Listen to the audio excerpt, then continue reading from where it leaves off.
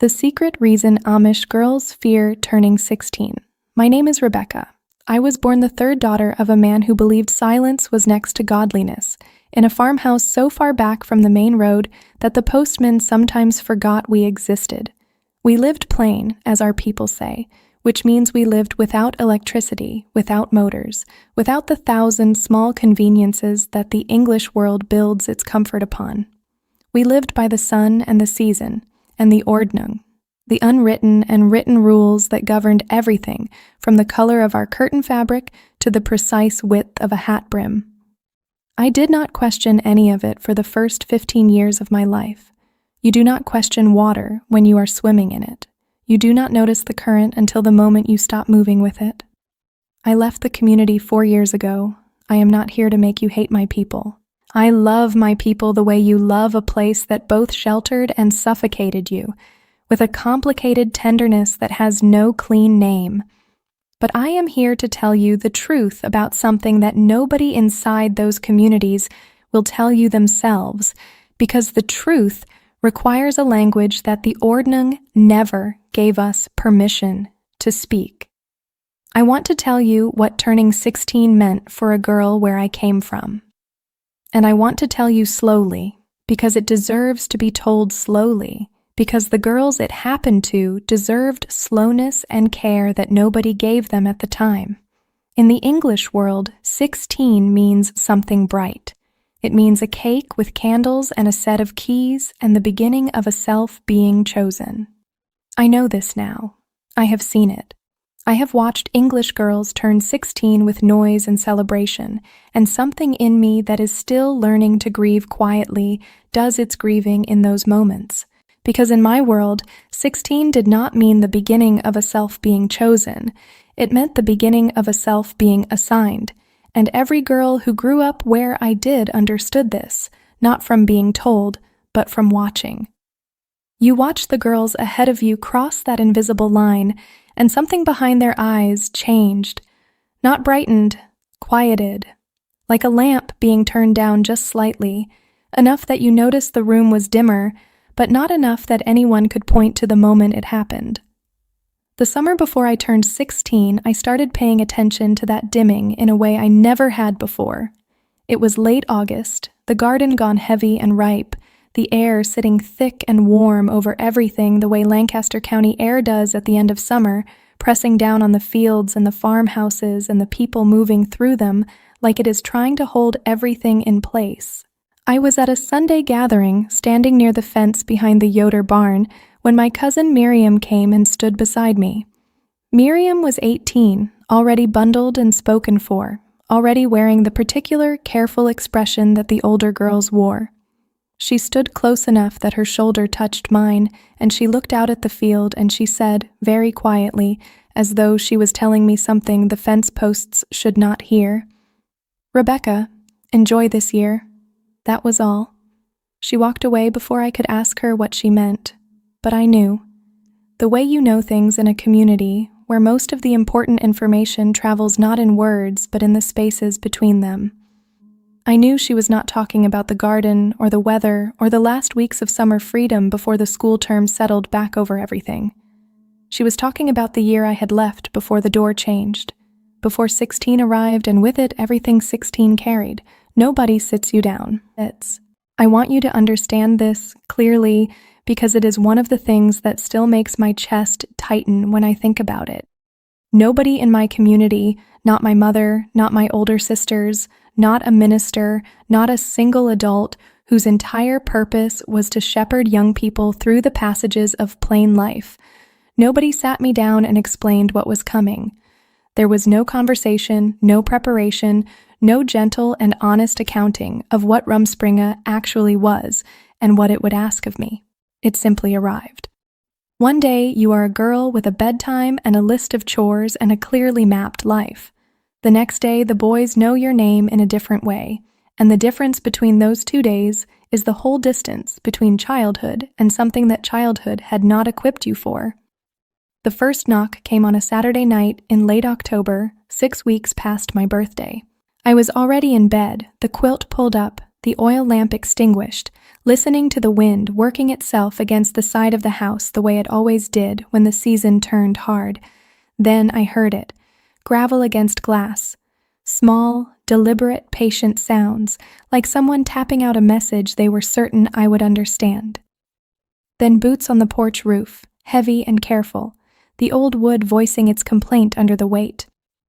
Then the sound of my bedroom door, and I sat up in the dark, and my heart was already running ahead of my mind, already understanding before I had caught up. There were 3 boys in the hallway. I knew their faces from church, from the fieldwork frolics, from the edges of gatherings where the young people collected and separated and collected again, the way starlings do in autumn. They were 17, maybe 18, smelling of cold air and tobacco and the particular nervous energy of boys who have convinced themselves they are being bold. One of them told me that a boy named Samuel wanted to come up and sit with me, that Samuel had asked especially, that Samuel was waiting downstairs. I stood in the doorway of my own bedroom in my nightgown, barefoot on the cold floorboards, gripping the frame, and I felt something I did not have a word for at the time. I have a word for it now. I felt the entire structure of my world rearrange itself around a choice I had not been prepared to make.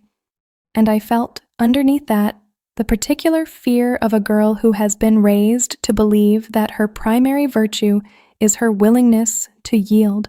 "Ah, come on," one of them said, smiling, keeping his voice light and friendly, the way you keep your voice light when you are asking for something you intend to receive either way. "He came all this way, just talk to him."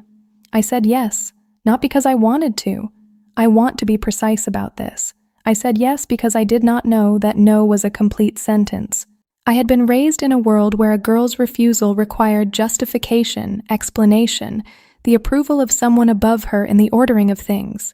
A bare and simple no, issued from nothing but her own preference, was not a thing our language had taught us to offer. And so I said yes, the way water says yes to the shape of whatever holds it, because it has not yet learned that it can also be a river. Samuel came up. The other boys went back down the stairs and out into the night. And then it was the 2 of us, in my room, the lamp turned low, the house breathing quietly around us, with my parents sleeping just below, and my younger sisters through the thin wall, and the whole community arranged invisibly around that farmhouse like a net that holds everything in its proper place. This is bundling, bed courtship. It is a practice older than anyone living, carried forward from the Anabaptist ancestors who courted in cold European winters when warmth was scarce and privacy was scarcer. There was once a bundling board, a plank placed down the center of the bed to keep the 2 young people physically separated. By my time and in my district, the board was gone. What remained was the tradition and the expectation and the theology built around it, 2 young people lying in the dark, fully clothed, learning each other through conversation, building the foundation of a future household out of words in the night. That was the intention. That was what was preached about it on the rare occasions it was preached about at all. What was not preached about was the current. I do not know another word for it. Samuel was nervous, genuinely so, his hands fidgeting with the hem of his jacket, his voice searching for the right volume in a room that made every sound feel enormous. He talked about his father's dairy herd, about the new barn his family was raising before winter, about small and ordinary things that 2 people say to each other when they are filling the air with something safe because the unsafe thing sits between them like a third person. I talked about the canning season, about the 40 quarts of green beans my mother and I had put up that week, about nothing that mattered and everything that was permitted. And underneath all of it, beneath the quilts and the careful conversation and the theology of restraint, there was a pull between 2 young bodies that nobody had ever talked to us about, that nobody had named or explained or given us tools to navigate, and we were simply supposed to lie in it and call our endurance faithfulness. I think about what it means to hand a 16-year-old girl a situation that complex and that charged and that lonely, and give her nothing to work with but silence and the instruction to be good. I think about it often. I think about the girls I knew who were handed the same situation and for whom it did not resolve as quietly as it resolved for me that first night. There was a girl in my district named Sadie. Sadie had a brightness about her that was almost physical, a quality of attention that made you feel, when she looked at you, that you were the most interesting thing in the room. She was the kind of girl who noticed everything and remembered it, and filed it away with a precision that should have been encouraged and was instead regarded with a certain wariness by the adults around her. Girls who notice too much make communities like mine uncomfortable. Noticing leads to questioning. Questioning leads to the door. Sadie turned 16 3 months before I did, and by the following spring she was pregnant. I remember the week the silence changed its shape around her. It was March, the ground still iron hard, the kind of cold that turns mud to stone and makes the whole landscape look like it has given up on color entirely. I was at a sewing gathering at the Stoltzfus place, and Sadie was not there, and her mother said she was feeling poorly, and the way the words landed in the room, flat, careful, without the usual texture of concern, told every woman and girl around that table everything the words were not saying. What happened to Sadie after that is the part of this story I need you to sit with, because it is not dramatic in the way that word usually means. Nothing loud happened. Nobody was cruel. There were no raised voices, no public confrontation, no scene that would read as obviously wrong from the outside. What happened was quiet and total, and in its own way more devastating than anything loud could have been. The community arranged her future, quickly, efficiently, with the kind of organizational precision that our people apply to barn raisings and harvests and every other logistical challenge that presents itself. The boy was identified, the families were consulted, the bishop was involved. Baptism classes, which would normally have unfolded over the better part of a year, were compressed. Within 8 weeks of the whispers starting, Sadie was standing at the front of the church making vows to a boy she had known for 5 months, her hands folded over a stomach that was already beginning to answer questions nobody had asked aloud. Nobody asked Sadie what she wanted. I want to say that again so it lands the way it should. Nobody asked her. Not her mother, not the bishop, not the women who had known her since she was an infant. Not a single person in that entire community whose role it was to care for her stood in front of her and asked, "Sadie, what do you want?" They asked how quickly things could be arranged. They asked how the timing could be managed so that the child's arrival did not cause more talk than necessary. They asked everything except the one question that a 16-year-old girl in crisis most needed someone to ask. I visited Sadie in her new home, a small farmhouse 2 miles from her parents' place, in those first months after the wedding. Her house was clean and her husband was not unkind. I want to be clear about that because cruelty is easy to condemn, and what I am describing is harder than cruelty. Her husband was a young man doing what he had been told, following the script his community had handed him the same way Sadie was following hers. They were 2 young people moving through roles they had been assigned without consent, and both of them deserved better, and neither of them had any way to say so. But Sadie had gone quiet in a way I had never known her to be quiet. Not the quiet of peace or contentment, the quiet of a person who has been asked to be smaller than they are and has decided, for the sake of survival, to comply. She moved through her kitchen with a careful efficiency, and when she looked at me, there was something behind her eyes that reminded me of a bird I once found as a child that had flown into the barn window. Still alive, still breathing, but something in its orienting mechanism had been knocked sideways, so that it sat in my hands and did not try to fly, not because it no longer wanted to, but because it had lost its sense of which way up was. The girls who did not end up like Sadie were the ones who left, and leaving had its own cost, a cost that the community made sure was as high as it could make it. There was a girl a year ahead of me named Hannah. Hannah was the girl who read everything she could find, who asked the kind of questions in school that made the teacher pause and then redirect, who had a hunger in her that our world did not have enough to feed. She left during Rumspringa, and she did not come back. I remember the Sunday after her family acknowledged she was gone. Hannah's mother sat in church with her face arranged in the careful stillness that our women wear when they are performing composure for the community, and the space beside her where Hannah should have been sitting felt like a wound that everyone could see and nobody would name. Hannah's name was not spoken. This is the thing I need the outside world to understand about shunning, about the silence that a community like mine turns on a person who leaves. It is not a formal ceremony of erasure. There is no announcement, no official moment where the name is struck from a list. It is subtler and, in some ways, crueler than that. The name simply stops appearing. It falls out of sentences the way a stone falls out of a wall, and the wall closes around the gap as though the stone was never there, and after a while even the people who loved the person most begin to lose the habit of saying the name, because saying it costs too much, because saying it opens something that the community has decided must stay closed. I saw Hannah once, about a year after she left. A hardware store in town, the kind of errand our families sent us on occasionally, one of the brief and managed contacts with the English world that the Ordnung permitted. She was 2 aisles over, wearing jeans and a plain sweater, her hair loose around her shoulders in a way I had never seen on her, a way that looked both foreign and entirely right, like something finally returned to its natural state.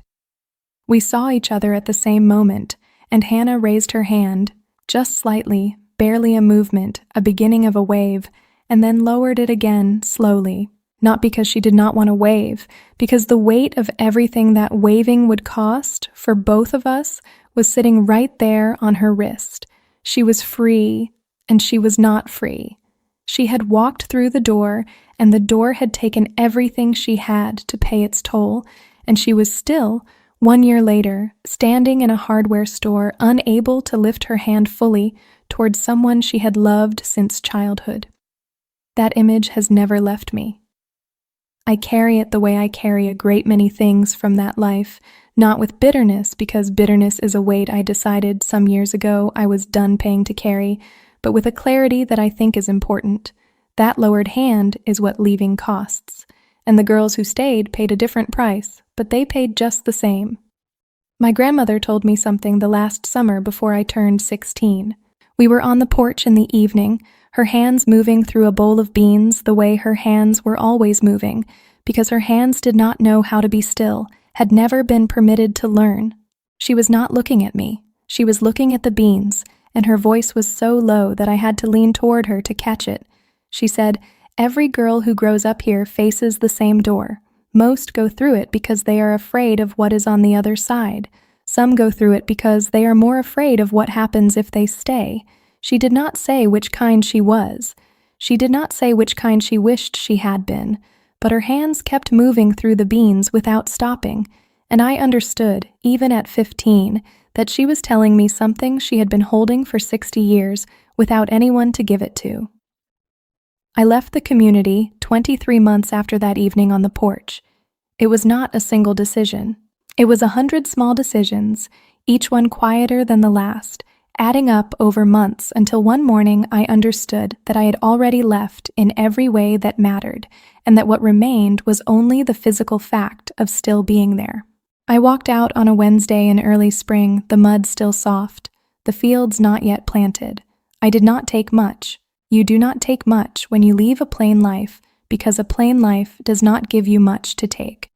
I want to be careful here about what I say next, because I have seen other people who have left communities like mine turn their leaving into a simple story: community bad, outside world good, freedom found, suffering ended. I do not have a simple story. The faith I was raised in is not simple. The people I was raised among are not simple. There is genuine love in those communities, genuine warmth, genuine beauty in the way a plain life orders itself around what is essential and lets the inessential fall away. I do not regret the values I was given. I regret the ways those values were used to keep girls afraid, because that is what the fear at 16 was really for. It was not incidental. The fear was the mechanism. A girl who fears the outside world stays. A girl who stays marries young and has children and raises those children to fear the same things she feared, and the community continues. The fear at 16 was not a side effect of the culture. It was the culture's most important tool. And the girls who felt it, who lay awake in the months before their birthday knowing that something was coming that nobody would explain. We were not weak for being afraid. We were responding correctly to a situation that had been designed to produce exactly that response. I pray still, not to the God of the Ordnung, not to a God who needs my fear to secure my faithfulness. I pray to the God I believe was there the whole time, in the porch evenings with my grandmother, in the lamp turned low in my bedroom, in the hard and honest faces of women who were doing their best inside a structure that had never asked whether it was asking too much. I believe that God was not the one who designed the door at 16 to open only one way. I believe that was a human arrangement made by human hands for human purposes, and that it can be unmade. If you are a girl who is standing at a door right now, or a woman who once stood at one and has never fully stopped standing there in some quiet part of herself, I want you to know something that nobody told me when I needed it most. You are not wrong to be afraid, and you are not wrong to want more than fear. Those two things can both be true. They were both true for me. They were both true for Sadie and Hannah and my grandmother, who shelled her beans in the evening light and told me the truest thing she knew in the quietest voice she had.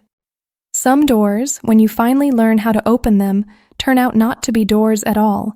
They turn out to be the walls you built yourself, one silent year at a time, believing they were the only thing holding everything together. And when they come down, nothing falls that was worth keeping. That is what I know now, and that is what I am here to tell you.